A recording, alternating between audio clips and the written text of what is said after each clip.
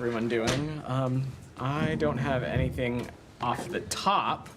I may have some comments at the end, but we will save that. Should we wait until the end then?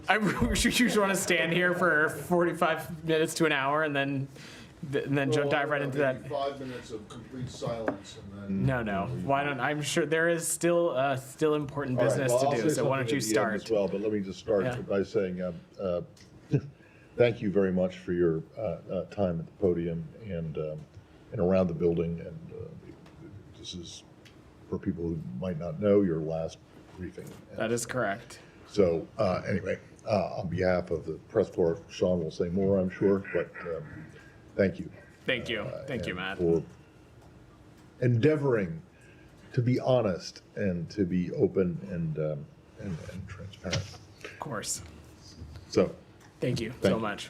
I'll let you take it away. Yeah. All right. Let's start with Syria. Sure. So, what is the latest there in terms of your guys' interactions with HTS and others? Sure.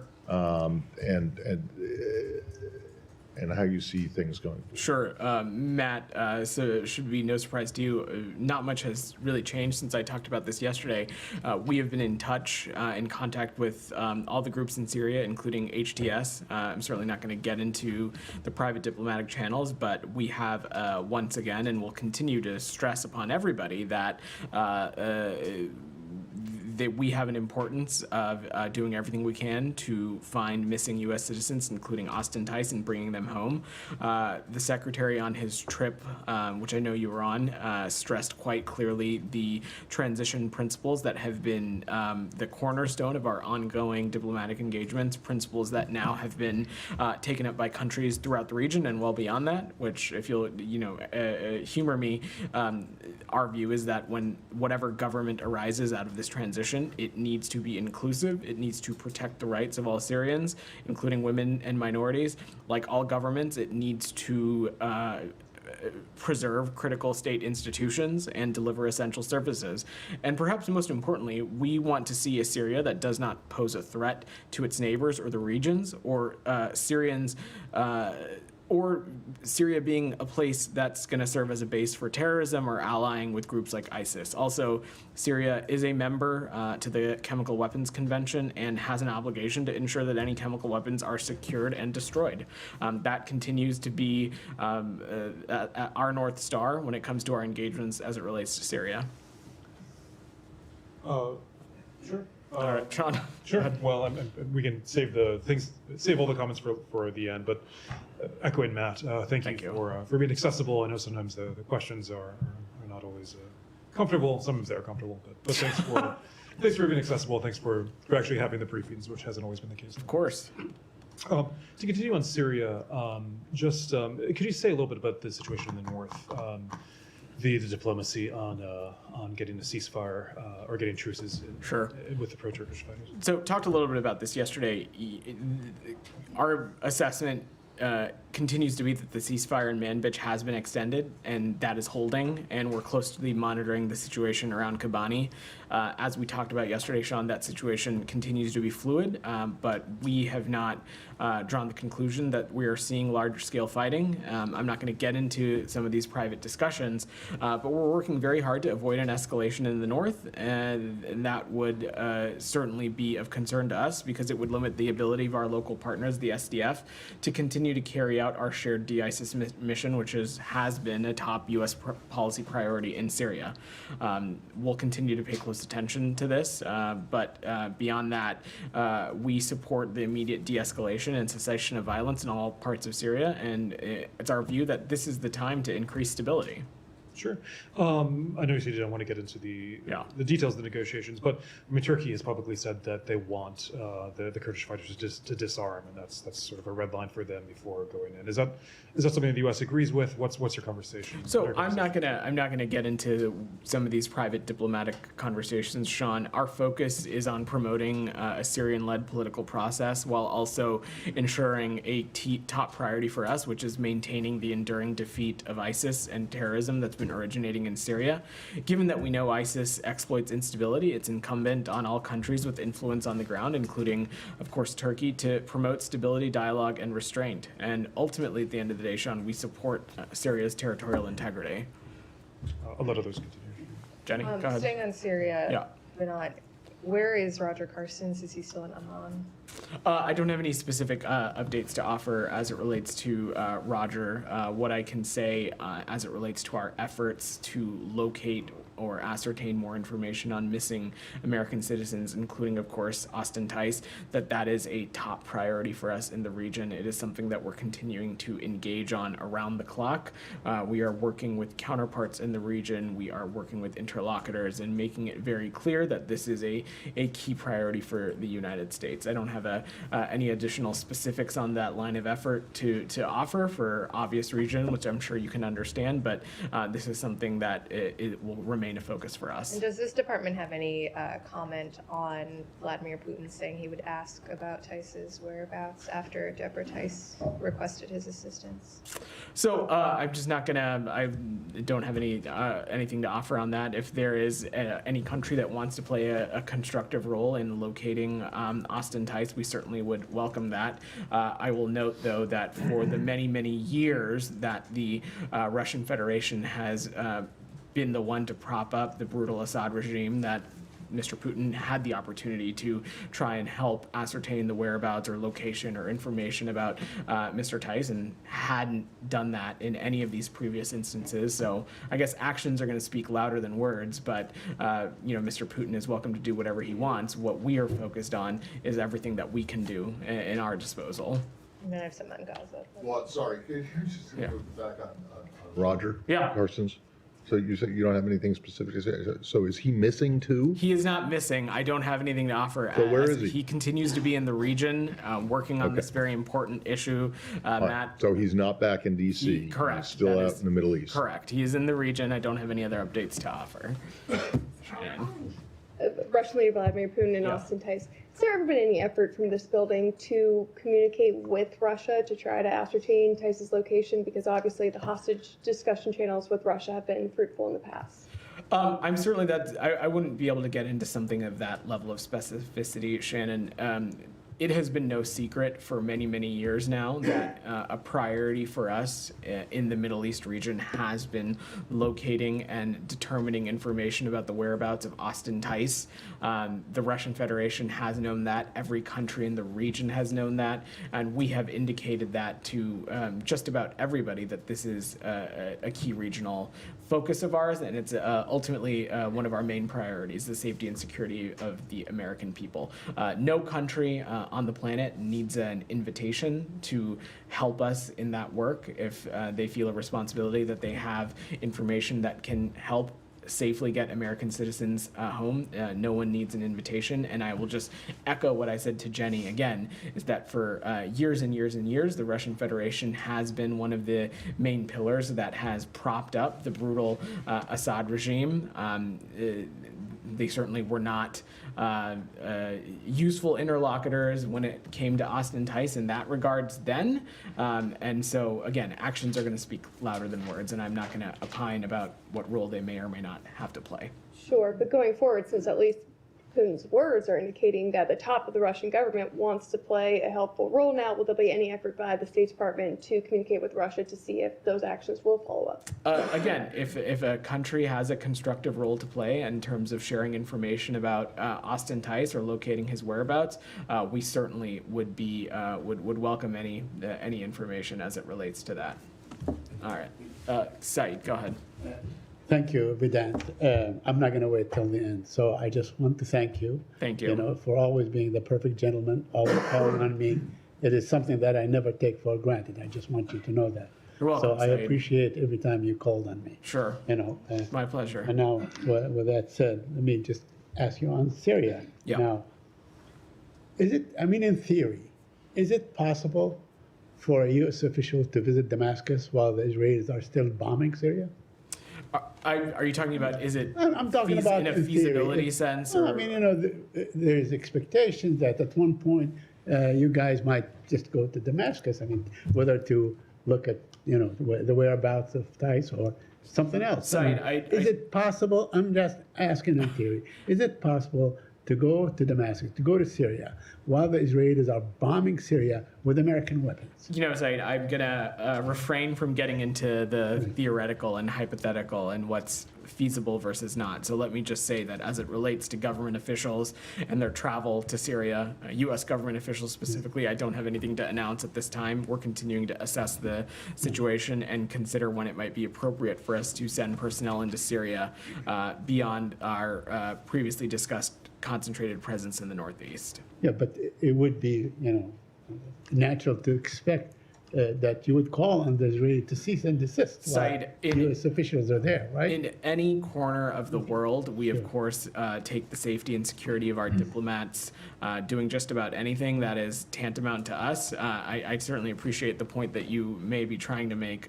As it relates to government official travel into Syria, I just don't have anything to Okay, announce for you. I'm going to go into Gaza and the Palestinian Sure. issue, if you allow me. Yeah. Yesterday, or this morning, I think, the Secretary of State said that it's, he keeps saying this, that the Hamas should realize that the cavalry is not coming to save them.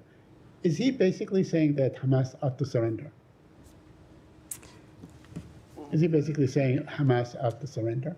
Well, Said, when you look at the trajectory of this conflict and the things that we have we've been working so tirelessly on, of course, what is required here for this conflict to end is an agreement between two parties, of course, Israel and Hamas. And we have seen time and time again Hamas's unwillingness to engage in good faith, its unwillingness to accept deals that have been on the table. Of course, now, it is always going to be incumbent on both of these parties, Israel and Hamas, to come to an agreement. And what we're working on intensely is to bring a ceasefire to the finish line so that ultimately Palestinians and Israelis can live securely, and perhaps most importantly, the remaining hostages, including the Americans, can be returned home. We think a deal is possible. I don't have anything new to announce, but are hopeful that parties can come to an agreement soon. Okay, but the language of the Secretary of State on this issue, it seems like he's saying that, what Hamas was suing for, which is a broader war, it did not happen and will not happen. So now they are in new terms. That's what you're saying, that what we have had back in May, on May 31, when the President of the United States said, I have a suggestion, this suggestion is an Israeli, this is no longer on the table, correct? I can't opine on what Hamas's thinking or strategy is, Said. More on your thinking, not Hamas's. Our thinking is that we think a deal is possible, and we're working intensely to bring that ceasefire across a finish line. But absolutely, the Secretary is correct, and I would echo what he had said. Hamas, and through malign actors like Iran, it was very clear that perhaps a possible end goal here was a broader regional conflict. Out of much great work on behalf of the United States and its allies and partners, that has largely been avoided, and that is what the Secretary was alluding to. Let me, a couple of other questions, if you and my colleagues indulge me. I wanted to ask you about a report in Haaretz, where it was reported that they really have a kill zone, and it doesn't matter, children or not children, whatever it is, they kill. I wonder if you saw such a report, and if you have any comment on it. I've not seen that specific reporting site, so I'm not sure what you're referring to specifically. It's a report in Haaretz about the Nitzarine crossing, and they basically have established a kill zone, and anyone that comes close to that kill zone is shot dead. There are kids, time and time again, that were shot. If this is the case, is this a war crime? So, Said, I'm just not familiar with this policy, and we have stressed again that for Israel, every civilian casualty is a tragedy, and that they not only need to comply with IHL, they need to take every possible step to prevent civilian harm. Broadly, though, we of course support Israel's right to defend itself, but as it relates to this, I will defer to the IDF to speak to any operational adjustments they may or may not be making in the region. I'm just not familiar with this. Okay, and finally, I want to ask you about aid.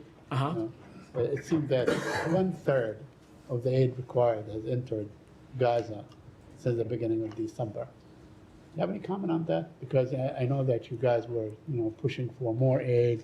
There was that famous letter and so on. So where are we with aid now? These are conversations we continue to have with counterparts in the region, including with our Israeli partners. We're stressing that every possible measure needs to be taken to open more border crossings, do everything we can to open more commercial corridors, and really take additional steps to bolster the humanitarian flow into Gaza. I believe it was a number of weeks ago I talked about some of the steps that have been taken by the IDF and COGAD and others to help be on the right track. We continue to think that is the case, but this is there is no silver bullet here, and we're going to continue to pursue this at all angles. Yeah, go ahead. Yeah, sure. Just Human Rights Watch. Yeah. I know you commented on Amnesty released a report, but Human Rights Watch released a report accusing Israel of genocide.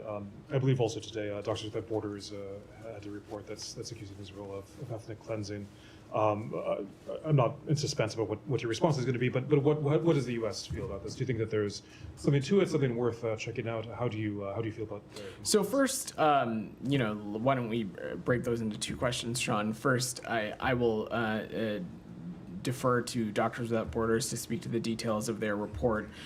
What I can say is that even within their report, they make pretty clear that they don't have the legal authority to determine intentionality, and I certainly don't have an assessment from the U.S. government to offer today as it relates to ethnic cleansing. But we continue to appreciate the important role that's played by civil society organizations, including Doctors Without Borders, and we're deeply concerned about the scale of civilian harm in this conflict, and we're continuing to emphasize that the parties need to comply with IHL. But most importantly, it is because of the circumstances and the crises that we're seeing that we are working so tirelessly on an agreement to stop the war and bring all the hostages home, and ultimately improve the humanitarian situation and get us on a path to an enduring resolution to the conflict in Gaza. That's what we are squarely focused on.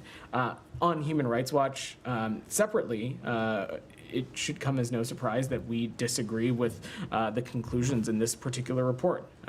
Certainly appreciate the role that groups like Human Rights Watch have played over the course of this conflict, but also other conflicts around the world. We disagree with the conclusions, and we have not concurred with past findings regarding genocide, and we do not now, and we do not believe that term applies here. Now, if you all remember, when it came to the National Security Memorandum Report, NSM 20, as some of you like to call it, we previously had said that it's reasonable to assess that the IDF in certain instances didn't meet its IHL obligations. But on something like genocide, that is just a conclusion that we disagree with. We've disagreed it when other entities have come to this conclusion, and do so here. But ultimately, again, I'll stress the same point that I said in the context of Doctors Without Borders, is that we're continuing to work towards an agreement to stop the war, bring all the hostages home, and put it on a path to a resolution to the conflict in Gaza. Just briefly, one thing specifically Human Rights Watch is saying to base this on is water access, saying that, I don't have it in front of me, but that a large number of civilians likely died because of lack of water access, and what they're saying is Israeli actions causing that. What's your assessment of that? I mean, is that a reason to... is that an equally concerning finding, and why does the U.S. not think? So certainly we need to be doing everything we can to ensure that water access is strong, and that everybody who needs water in Gaza is able to get it. That is something that we have stressed when we've talked about the influx of humanitarian aid, of the need for products like water and food and shelter and medicines. But again, specifically, when it comes to a determination of something like genocide, the legal standard is just incredibly high. And so the finding in this scenario, we just disagree with. That does not take away from the fact that there is a dire humanitarian crisis in Gaza. And it doesn't take away from the fact that, of course, there are so many in Gaza who are struggling from water scarcity. And these are the kinds of things that we're continuing to press with partners in the region, including with Israel. This report is not a lone thing. Did not come out of the blue sky. I mean, 2 weeks ago, there was the Amnesty International report saying exactly the same thing. is genocide. Other organizations said the same thing. So you will continue to dismiss this, but the facts on the ground speaks of genocide. Organizations not affiliated with the U.S. government have the right to draw any conclusion based on their analyses that they want to, and they can. And we certainly welcome the work that they do. But on the perspective of the U.S. government, we'll stress again, as I did stress in the scenario of Amnesty International, that this is not a conclusion that we agree with. Jenny, go ahead. How is the U.S. government making these conclusions, given you have no one on the ground in Gaza? Jenny, the point that I'm making is a broad one, that the legal standard for genocide is incredibly incredibly large. But you've also heard us say previously, and I just spoke about that in NSM 20, we made the conclusion that it was reasonable to assess that the IDF in certain instances didn't meet its IHL violations. But in the context of genocide, we just disagree with this conclusion. Our belief is that this is a legal standard that is incredibly high, and we get into conversations about things like intentionality or not, and our assessment is that that's just not been the case in this scenario. Other than the NSM 20 conclusion, have there been any other scenarios or incidents that you've been investigating that you've come to a final conclusion on that this was a human rights violation, for example? We've spent a lot of time up here, Jenny, talking about the deliberative processes Sure, that but we has have. that deliberative process ended in any of the incidents you've been investigating? These are processes that are ongoing, and I don't have any other conclusions to share today. And then my last question related to this, there is another Foreign Service officer who resigned, he said, over inaction over Gaza, the fact that he said that his findings and reports to the department were largely ignored. Do you have any response? So I'm not familiar with the specific circumstance. I will just say that, someone's decision to work here or not, or stay employed, that's ultimately a very personal decision. I will say that from the president on down and the secretary, we welcome and encourage differing points of view, dissenting points of view. We think that the end product is, again, better public policy. This is nothing that you haven't heard me say before. And I will say that when it comes to our policy as it relates to the Middle East, particularly our policy as it relates to the conflict in Gaza, this is something that we continue to be incredibly deliberative about, and we welcome varying points of view on what our aim is. But at the end of the day, I will just say again is that we are working tirelessly to do everything we can to get this ceasefire proposal across the finish line and stop the war and bring all the remaining hostages home. Sorry, can I just? Yeah, go ahead. What the question was about, and maybe this should be directed to Jen, this is about the guy who resigned in July, And just came forward. 5 months, Yeah. more than almost 6 months ago. Was there a question? No. Well, no, I just wanted to make sure No. I understood who it was. Got it. Janie, go ahead. Thank you, Vedant. Two questions on South Korea, Yeah. Russia, and North Korea. Deputy Secretary Campbell said he would hold high-level face-to-face diplomacy with South Korea's acting president, Han Duck-soo, within weeks. In South Korea, the top diplomacy and the security officers are currently suspended their work and arrested. The South Korean opposition party's impeachment bill includes a diplomatic assessment. My question is it possible for South Korea and the United States have normal diplomacy in this situation? And do you think diplomatic evaluation can be grounds for impeachment? So let me just make two broad points first, Jenny, that I want to be very clear about. First is that we strongly support the ironclad alliance that joins our two countries together, and that's done so much over the last few years, especially under the Biden administration. In recent years, the alliance has made enormous strides, and the United States looks forward to partnering with the ROK, achieving further progress. But if you recall, on the Secretary's trip, he said the most important thing as it relates to the current issues ongoing in South Korea is that that the Republic of Korea has demonstrated its democratic resilience, and that's something we strongly support, and we strongly support the Korean people throughout this process. We've seen what's happening. We've seen it follow peacefully a process that is clearly laid out in the ROK Constitution, and we're continue to be ready to work with acting President Han and the ROK government. And we'll look forward to sharing engagements in the future should any get scheduled. Second question Yeah. now. President Putin has been called to the International Criminal Court as a war criminal who started the war in Ukraine. Should North Korea's Kim Jong-un, who is helping Putin in the war, also be referred to the International Criminal Court? I don't have a legal determination or an assessment to offer on that, Jenny. What I can say is that the DPRK continues to be a regime that represses human rights, and not only that, is a volatile regime that has contributed to much of the destability that we're seeing, not just in the region, but also encroaching in other areas like Europe as well. Thank you. Can I follow up on- sorry, Yeah, can I go. follow up on Korea? Yeah, of course. Just briefly, South Korea said yesterday that it estimates that at least 100 North Koreans have died so far fighting on behalf of the Russians. Does the U.S. have any assessment? So, thanks, Sean. Our assessment is that there have been several hundred casualties of DPRK soldiers in Ukraine. That's what we're seeing, but I'm not in a place to parse it more specifically for you than that. Casualties, of course, as a journalist, I know it could mean like wounded or killed. Were you specifically North Korean?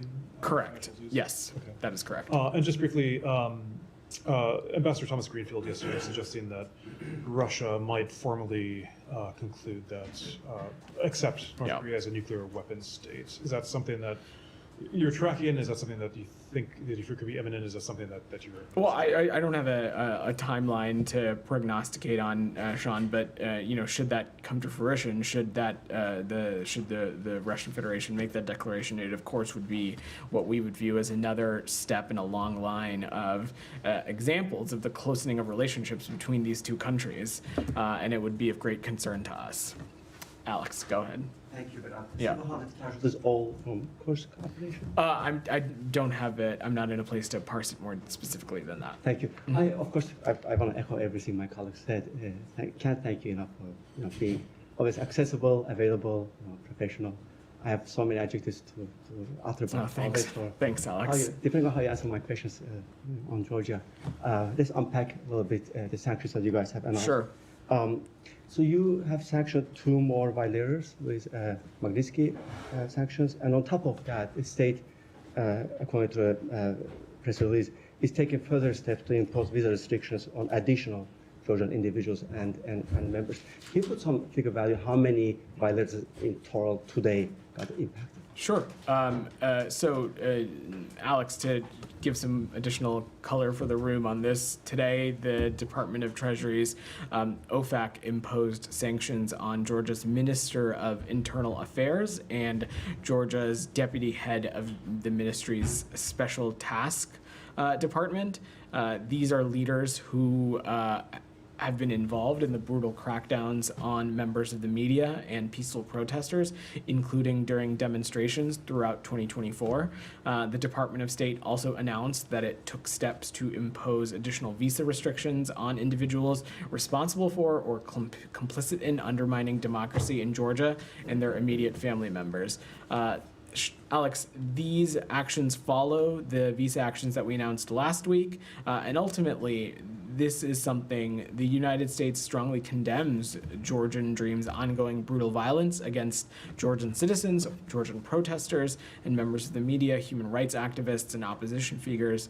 Our view is that the Georgian Dream Party has turned away from Georgia's Euro-Atlantic future, which the Georgian people overwhelmingly desire and the Georgian Constitution envisions. We remain committed to promoting accountability for those complicit in human rights abuses and undermining democracy in Georgia. And in terms of the numbers, so on top of 100 violators that you have sanctioned, until last week, how many new names have been added to the State Departments. So I just spoke about those two ministers at the top of answering your question. But on top of that, I will see if there's a more technical breakdown for you, Alex, but I think I've parsed it as much as I'm able to. and what kind of message do you send it to Ivanishvili by letting him off the hook one more time?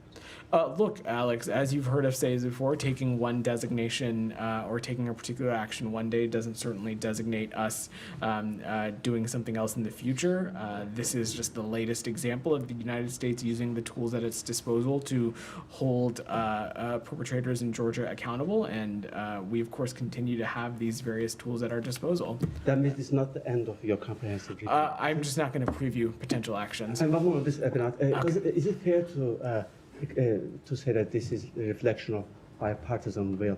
President-elect Trump met with President Zorbaishvili a couple of weeks ago, and we've heard different, I'm just not going to, I will let the incoming administration speak to its own foreign policy. What I can say is that this is a priority for us based on our values. Rabia, go ahead. But Yeah. I also want to thank you for your course. professionalism, echoing my colleagues. I have a question on Syria, if I Sure. may. Evidence of war crimes in Syria, including, mass graves and evidence of torture at prisons, continues to emerge. I was wondering what is the U.S. position on investigating these crimes committed by the Assad regime, and are there any, actions the U.S. is planning to take regarding accountability and process?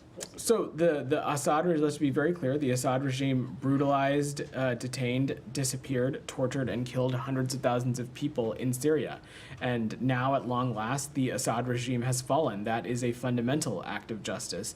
It is a moment of historic opportunity for the long-suffering people of Syria to build a better future for their proud country. It's also a moment of risk and uncertainty. And what we are focused on is looking to work with our partners, with the stakeholders in Syria, with the Syrian people, to seize this opportunity and manage that risk. And going forward, what we're going to do is engage with all communities in Syria to establish an inclusive transition away from the Assad regime toward an independent, sovereign Syria that respects human rights, takes all precautions to protect civilians, and upholds international humanitarian law. We want to establish an infrastructure to support Syria's neighbors, including Jordan, Lebanon, Iraq, Turkey, and Israel, should any threats arise from Syria during that period and transition. And we want to maintain our mission against ISIS and protect our forces against any threats, maintaining security of detention facilities, displaced persons camp, etc. But on the accountability on these, war crimes, do you support any, international or independent investigation into Assad regime's war crimes, potentially maybe referring him on, or the regime officials to the ICC? So, Rabia, in practicality, I'm just unsure how that would ultimately work, given that Mr. Assad is not in the country. And ultimately, that is something that it is for the future governance of Syria and the representatives of the Syrian people to determine. Make no mistake, the Assad regime is one that brutalized, detained, and killed hundreds of thousands of people in Syria, and something that we think is incredibly serious and concerning. But the Assad regime has fallen, and that in itself is an act of fundamental justice. We are now focused on doing everything we can to engage with stakeholders in Syria, first and foremost, the Syrian people, to chart a new path forward. Do you plan to, engage or cooperate with the new government in Damascus to identify these, war criminals? We are engaging on a variety of areas. Go ahead. Thank you. Yeah. First of all, you have no idea how much I'm going to miss you. Because, whenever I ask question about South and Central Asia, that's my topic. You have always a lot of words making headlines in India, Pakistan. So thank you so much for Here to taking my help. questions. Thank you.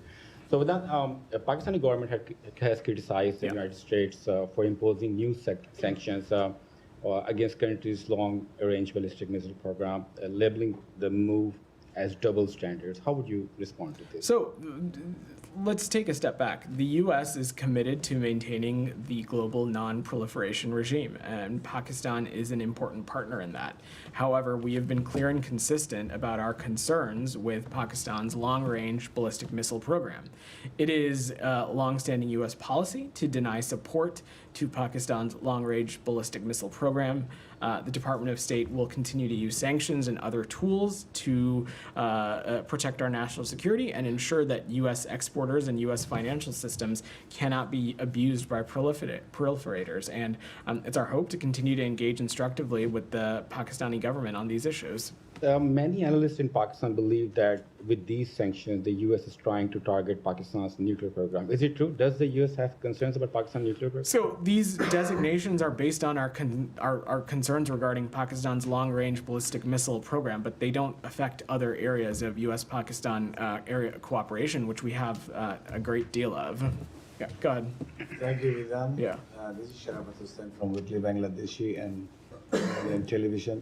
The family members of military army officers have filed a complaint with the International Crime Tribunal against 57 people, including former Prime Minister of Bangladesh, Sheikh Hasina, in connection with the BDR killing in Dhaka's Pilkhana. The complaint was filed by family members by advocate Uday Shamir, filed yesterday, or today actually, this morning. So do you have any comment on that BDR killing case for Sheikh Hasina? I've not seen that latest reporting, but I'm happy to check with the team and see if we can get anything for you. Sean, go ahead. Wanted to see if Paul Watson, the Wayland activist, maybe this was in their bingo card for one of your last questions, but Greenland, the Danish authorities in Greenland have freed him. They refused to extradite him to Japan, which wants him. He's a U.S. citizen. Does the U.S. have any comment on this? We don't. This is largely, it seems like a matter for other jurisdictions. I'm happy to check if we have any perspective to offer, but don't have anything to share as it relates to this. In the back. Thank you very much. Yeah. With regards to the sanctions announced against Pakistan's entities contributing to ballistic missile, had it not be better if it would have been resolved diplomatically? Do you think that these restrictions will have any kind of restricting effect on Pakistan? So I kind of just answered that question. Look, these sanctions are in place because of our long-standing concern about Pakistan's long-range ballistic missile program. It is not meant to color the other areas of cooperation that we have between the United States and Pakistan. We expect those areas to continue to go forward. Taka, you had your hand up. Yeah. Today, Yeah. he took us 76 questions, and he said Russia is ready for negotiation and compromise with Ukraine. So how do you take that his comment? I don't think anything. I don't really take anything or have a particular reaction. We have long said that it is up to the Ukrainian people and the Ukrainian government to decide what path it wants to take as it relates to the ongoing conflict in Ukraine. This administration has been proud to be to unearth the kinds of assistance that we've had economically, militarily, and others to continue to support our Ukrainian partners. And our focus is doing everything we can to continue to put them in the strongest position possible. Goyle, go ahead. Thanks. Two quick questions. One, if you want to talk about U.S. and India space delegation, what are we doing about this space agreements and missions? Can you be a little bit more specific about what you're referring to? There were Indian ambassador and deputy secretary. They went to Houston as far as this as a delegation for space mission or space agreements between the two countries. Yeah, so we put a readout out about Deputy Secretary Campbell's travel to Houston. He was accompanied by Principal Deputy National Security Advisor John Feiner and Ambassador Quatra. They had some important engagements with space officials related to India, and I would just point you back to that readout. And second one, sir, as we come to the end of the year, millions and millions of people around the globe still suffering for basics because of these two continuing ongoing wars in the Middle East and also Ukraine and Russia. So they are hoping still when these wars will end and they will have better lives ahead for them? So that is something that we are focused increasingly on, is doing everything we can in the context of Ukraine to make sure our Ukrainian partners are in the best position possible, that they are in continue to be in a place of strength. We have stressed that no decision about Ukraine can be made without Ukraine as part of that conversation, without part of the table, and that will continue to guide our strategy going forward. Thank you. Go ahead. Yeah, you. Thank you very much. So Pakistan's Ministry of Foreign Affairs called double standard what you did with the missile sanctions. So I have a broad question. So you sanctioned whole Georgian Interior Ministry because of undermining democracy. Meanwhile, you sanctioned Pakistan ballistic missile program, but Pakistan called is necessary for strategic defense. So at the very moment, you have a big embassy in Pakistan and they have observations and they overlook November 26 incidents in Pakistan. There are actors who are undermining democracy over there. They are attacking crackdowns on protesters. So categorically, you are doing things that are linked with Pakistan strategic defense. But regarding democracy, you have some different standards. So isn't that double standards, we can say? No, not at all. And I think it's highly inappropriate to try to compare situations in countries as if they are apples and apples. That is simply not the case. Each country is different. Each circumstance is different. These sanctions that we made in Pakistan are rooted in, as I have said now 3 times, our longstanding concerns about their long-range ballistic missile program. It is not a bearing on other areas of cooperation between us and Pakistan, and our sanctions in Georgia have been in large part because of the crackdown that we have seen and the turn that we have seen the Georgian Dream Party take, which in our view is not just a turn away from Georgia's constitution, it's a turn away from the will of the Georgian people. And ultimately, though, we of course are going to stress the importance of democracy and governance everywhere in the world. Go ahead, Alex. I'll give you the last question. Armenia, please. Sorry? Azerbaijan, Armenia peace efforts. You guys have invested immensely into these peace efforts. You told me a number of times from the podium that this is the topic the secretary personally was interested in. How frustrated are you that your efforts not panned out? You know, Alex, we try not to focus on frustrations and just continuing to do the work. Secretary Blinken has long said on a lot of areas that it's the so many days of just hard work until something comes to fruition. I probably really butchered that quote, so you'll forgive me. But this continues to be an area of vital importance to this administration and to this secretary, and we'll continue to work at it till our last day in office. Okay. Hold on. Yeah. There is at least one lawsuit, I believe, that's being filed today on behalf of Palestinians, Palestinian Americans, LPRs and family members, that basically is suing or is about to sue the State Department for not evacuating them from Gaza at any time. I realize that you won't talk about a pending lawsuit. Sure. But is it the State Department's belief that it has a legal obligation to evacuate or rescue American citizens from places where there is a conflict going on? So you're absolutely right, Matt. I'm not going to get into commenting on this, given that it is pending litigation. I'm also not going to opine on our legal obligations or not, because I am not a lawyer. But what I can say is that that you don't need to be a lawyer. Does the State Department think that it has a legal obligation? I'm just not in a place to offer a legal assessment. To rescue or to evacuate American citizens. If you'll allow me, what I am happy to offer is that the safety and security of American citizens around the world is our top priority. Yes. And in crisis scenarios, in every corner of the earth, whether it was Haiti, whether it was Sudan, whether it was Niger, whether it was Lebanon, whether it was the conflict in Gaza, Israel, we have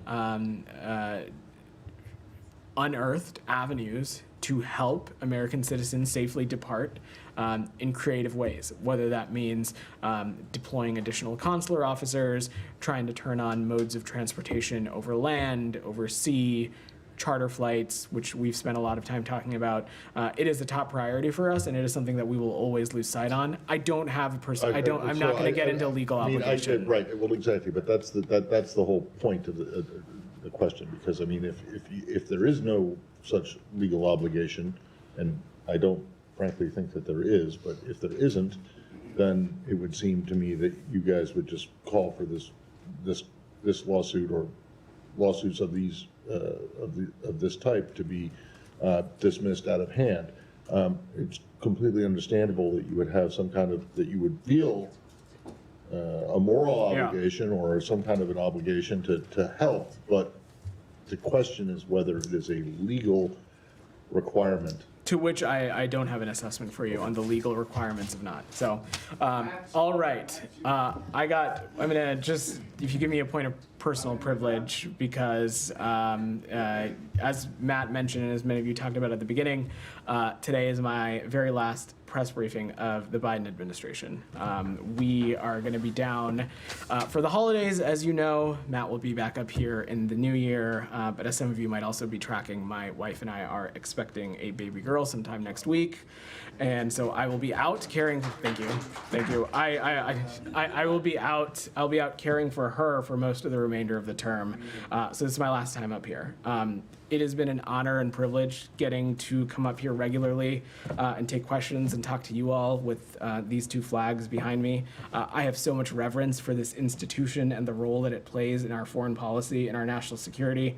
I want to take a little bit of time to thank people. I will go very fast. I'm sure I will miss some folks, but you're going to entertain me because I have this space.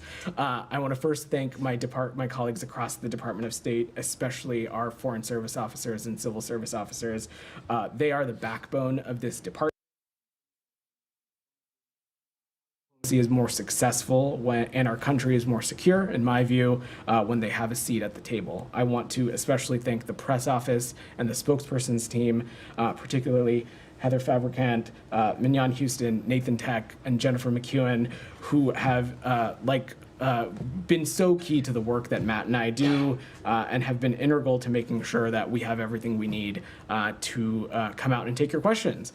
I'd want to thank the PAOs across all the bureaus that get us ready for these briefings, that answer your questions, that answer our questions at all hours of the day. There's been so many colleagues across the department who have had my back and who've been vital to our success here. I want to give a shout out to the 7th floor leadership, Susie George, Tom Sullivan, Kurt Campbell, Rich Verma, former 7th floor leadership, Toria Newland, Wendy Sherman, Brian McCune, Derek Cholet, Liz Allen. They've been incredible partners, and I am so glad to have had the chance to work with them. I want to thank Ned Price and Matt Miller, the two spokespersons that I've worked with up here. Getting to work with them and getting to do this job in partnership with them has been, and getting to learn from them has been one of the best parts about this job and has made this job incredibly special. I want to thank Secretary Blinken. He is a brilliant public servant and a brilliant diplomat, and it's an inspiration to come to work every day. And I will forever be humbled by his trust and confidence in me to come up here and represent him and represent the department regularly. I want to thank President Biden, Dr. Biden, Vice President Harris, and Mr. Emhoff. Getting to serve in their administration from before day one has been a dream come true.